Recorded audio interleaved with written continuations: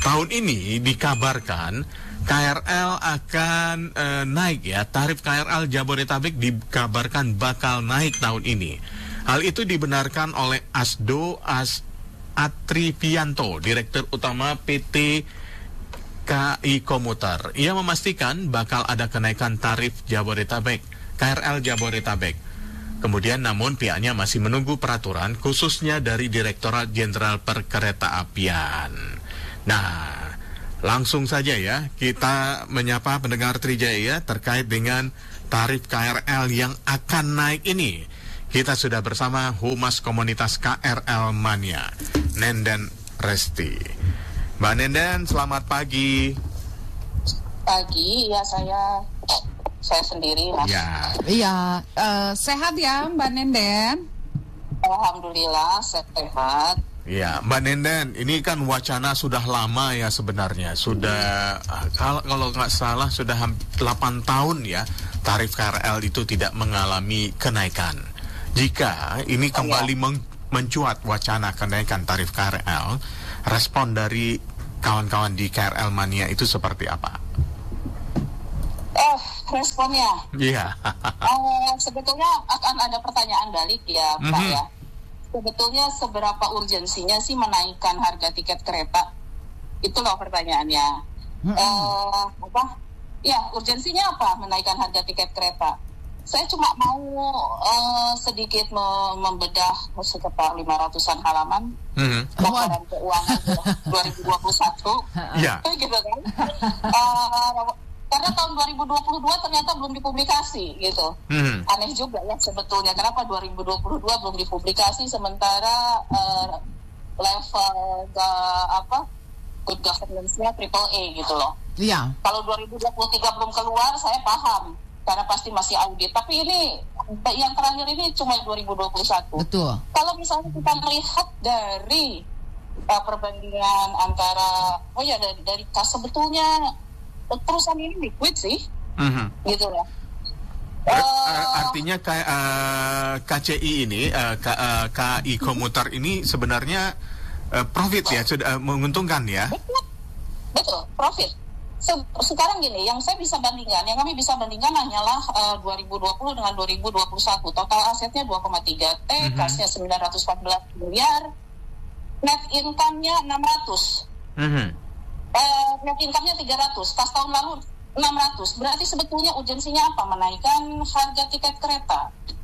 Dibandingkan dengan dampak sosial dari uang kenaikan. Bayangkan saja Transjakarta sendiri ditanggung Pemprov DKI itu 3, T, MRT 600 miliar. Gitu loh. Jadi tolong kita dikasih tahu juga, karena ini kan perusahaan yang menangani kepentingan publik ya. Kasih kita nih alasan kenapa harus naik, gitu loh. Ada apa? Kenapa harus naik? Ongkos sosialnya itu besar loh kalau naik. Sekarang kok, gitu loh. Oke, kalau kita membandingkan tadi, Mbak Nenden, maaf saya potong ya. Tadi Mbak Nenden menyebut untuk Pemprov DKI Jakarta itu menganggarkan PSO untuk Transjakarta itu berapa tadi Mbak Nenden? Sebentar saya cek lagi. Untuk Transjakarta itu 3,2 T, MRT 600 miliar. 3,2 triliun untuk Transjakarta. Kemudian MRT itu 600 miliar PSO yang diberikan oleh Pemprov DKI Jakarta. Angka ini yang diberikan oleh Pemprov ini ternyata lebih besar ya dibandingkan PSO yang diberikan untuk KRL Jabodetabek ya, yang hanya di tahun 2003 hanya 1,6 triliun saja. Nah, makanya aneh kan maksud saya. Begitu loh. Maksud saya gini, kita ini backbone transportasi umum kereta itu untuk warga Jabodetabek.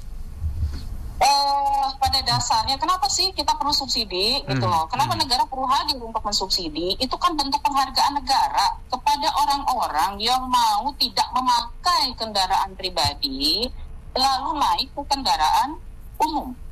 Gitu kan? Iya, betul. Makanya didoronglah supaya harganya itu ekonomis gitu loh. Betul. Harganya itu bagus. Nah sekarang kondisi dari PT KAI Komuter sendiri tidak rugi kok. Ini saya hanya berdasarkan data publik ya, yang dibuka sampai 2021 karena 2022 tidak ada. Iya. Gitu loh. Iya. Ya. Sebetulnya liquid kok dan profit kok gitu loh. Lalu urgensinya apa? Menaikkan harga tiket PO sendiri dari pemerintah tidak ada masalah. Apakah ini memang mau ada ekspansi atau ada pengalihan entahlah apa dengan dirjen KA atau apa gitu loh. Ini juga saya rasa kita harus kok gitu loh, mereka itu membuka kepada publik alasannya kenapa sampai harus naik. Sekarang kalau misalnya apakah akan ada ekspansi? Kalau naik kemudian apakah gitu loh, apakah fasilitas-fasilitas itu akan dipenuhi? Saya rasa dengan misalnya mereka dengan profit segitu untuk memperbaiki fasilitas-fasilitas di stasiun yang sampai dibuatkan kuburan gitu kan, karena lebih sering mati daripada hidup. Di eskalator seperti itu mampu kok gitu loh sebetulnya. Masalahnya kan ada di birokrasi. Iya. Dan juga Mbak Nenden, maaf saya potong. Dan juga berdasarkan dari survei BKT Kemenhub again ya tahun 2021, sekitar 56,06% penumpang KRL itu berpenghasilan kurang dari 4 juta per bulan, dan sisanya sekitar 43,94% itu lebih dari 4 juta per bulan. Selain itu juga pelayanan KRL masih perlu banyak perbaikan, sehingga seperti yang tadi Mbak Nenden sampaikan, urgensinya tuh apa? Betul. Untuk apa misalnya? Ini perusahaan sangat liquid loh kalau misalnya melihat ininya,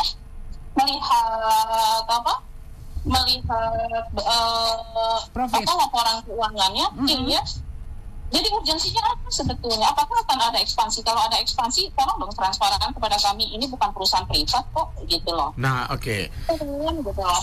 Baik, Mbak Nenden, ada sebuah penelitian. Ya. Ini mengenai banyak kepentingan publik gitu loh.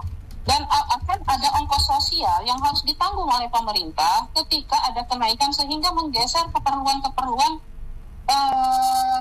para penumpang. Maksud saya gini, tadi kan sudah disebutkan bahwa mayoritas penghasilan pemakai kereta rel itu, KRL, kereta rel listrik itu kan cukup rendah ya. Otomatis akan ada gejolak sosial di sini. Bayangkan dengan kenaikan yang lain gitu loh. Sembako aja udah pada naik. Berat, telur. Iya kan? Ya, betul. Tapi ada penelitian yang lain menyebutkan di dalam Jurnal Manajemen Transportasi dan Logistik Trisakti pada Juli 2022 menyimpulkan pemberian PSO KRL Jabodetabek ini tidak tepat sasaran karena sekitar 60% penggunanya adalah kelompok mampu dari hasil penelitian tersebut. Gini, inilah kenapa ini yang bikin jurnal siapa sih sebetulnya? Selalu dibenturkan antara kelompok mampu dengan tidak mampu. Ini transportasi publik, filosofinya bukan mampu atau tidak mampu. Bayangkan apabila itu dipisahkan menjadi kelompok mampu dan tidak mampu, kemudian jalanan macet. Mau seperti itu? Jalanan macet itu adalah bukti ketika orang tidak mau menggunakan transportasi umum, kemudian beralih kembali ke kendaraan pribadi, membebani lagi biaya untuk perbaikan jalan, kemudian gas waktu, ada juga polusi. Seperti itu sebetulnya kita ini mau apa gitu kan tujuannya. Kalau misalnya mau mengurangi beban jalan, ayo dong gampangin orang naik kereta, jangan membuat diskusi menjadi beralih menjadi kelompok mampu dan tidak mampu. Beda dengan bansos loh ya. Beda dengan bansos. Kalau bansos diserahkan kepada orang yang tidak mampu. Tapi transportasi publik tidak seperti itu. Justru transportasi publik itu adalah penghargaan negara kepada orang-orang yang mau mengalihkan moda transportasinya. Itu loh, dari kendaraan pribadi menjadi kendaraan publik. kita sama-sama di situ, tidak ada lagi yang namanya kaya atau miskin gitu loh. Iya.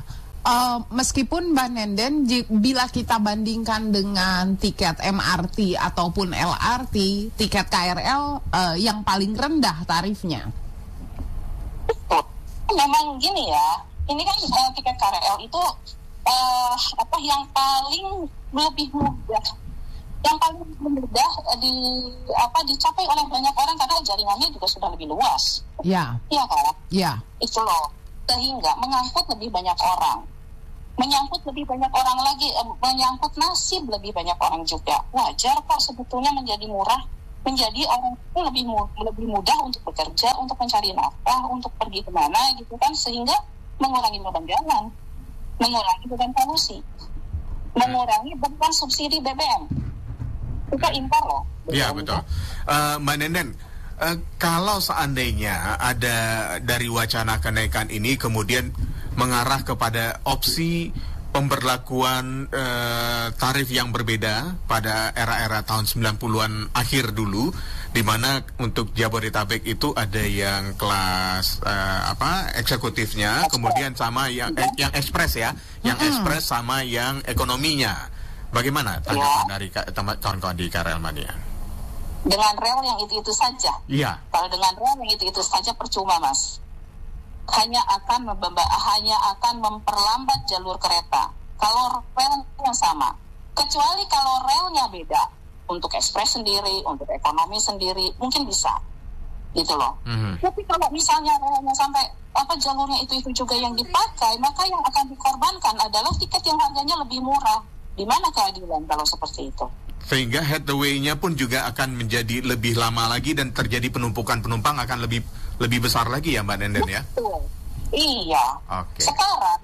Sekarang kondisi sekarang saja, jujur aja terus terang, kami merasa dikesampingkan perhatian pemerintah atas transportasi publik. Kenapa? Sekarang rangkaian itu banyak yang hanya 8 atau 10 kereta. Karena memang ada beberapa yang memang sudah rusak gitu. Iya. Sementara kita mau impor kereta bekas, itu kan halangannya ya seperti itulah yang disebut bahwa Lebaran sudah usai, kenapa harus impor lagi? Saya menyayangkan anggota DPR sampai bicara begitu, berarti dia dia tidak paham posisinya sebagai anggota DPR gitu kan. Mbak Nenden, apa harapannya? Tentu saja inginnya tidak akan terjadi kenaikan ya, tapi apa ada harapan-harapan lain terkait dengan servis KRL ini Mbak Nenden? Perbaiki fasilitas infrastrukturnya, perbaiki fasilitas di stasiun. Bagaimana mungkin gitu ya, stasiun kereta yang begitu terlihat megah ternyata ketika hujan bocor di mana-mana seperti Manggarai. Bagaimana mungkin itu stasiun sentral gitu, yang mau jadi stasiun segala macam lah gitu kan ya, ada yang ke bandara dan lain sebagainya. Kemudian liftnya membuat orang juga harus selalu terburu-buru, eskalatornya juga seperti itu. Kalau saya melihat betapa padatnya jalur penumpang dan jalur MRT yang simpang siur di Singapura gitu. Tapi ternyata kan orang masih bisa leluasa karena fasilitasnya berjalan gitu loh. Iya kan? Iya. Dan sekarang misalnya stasiun sentral saja seperti itu, di beberapa stasiun kecil bahkan lift lebih sering mati, eskalator juga mati. Iya gimana ya gitu loh. Terus tiba-tiba mau menaikkan harga sementara yang kita rasakan ini perusahaan liquid kok benerin eskalator aja nggak bisa kan gitu ya, kalau ini melihatnya kan seperti itu gitu loh. Iya Mbak Nenden. Terserah mau itu tugasnya DJKA, mau tugasnya PT KCI, PT KA, ya kita mah ngelihatnya sebagai pengguna. Sebagai pengguna tentu saja kita berharap bahwa semua fasilitas berjalan sebagaimana mestinya ya Mbak Nenden ya. Betul. Oke. Iya. Saya saya bersikap sebagai penumpang ya, sebagai pengguna yang tidak mau tahu birokrasi di belakang soal DJKA, soal PT KCI, soal soal macam-macam lah itu. Yang jelas yang ingin penumpang rasakan adalah fasilitas itu berjalan dengan baik, headway bagus, AC-nya jalan, rangkaiannya banyak, gitu kan, tidak ada pembatalan, gitu loh. Itu kan yang ingin kami rasakan, gitu kan. Iya, dan juga ketika pengaturan di stasiun juga lebih baik, jadi tidak terjadi penumpukan dan lain sebagainya ya, Mbak Nenden ya. Betul. Oke, terima kasih banyak Mbak Nenden atas waktunya. Sehat selalu. Iya, sama-sama. Ya, pendengar Trijaya, tadi kita berbincang dengan Humas KRL Mania, Nenden Resti ya, Humas Komunitas KRL Mania.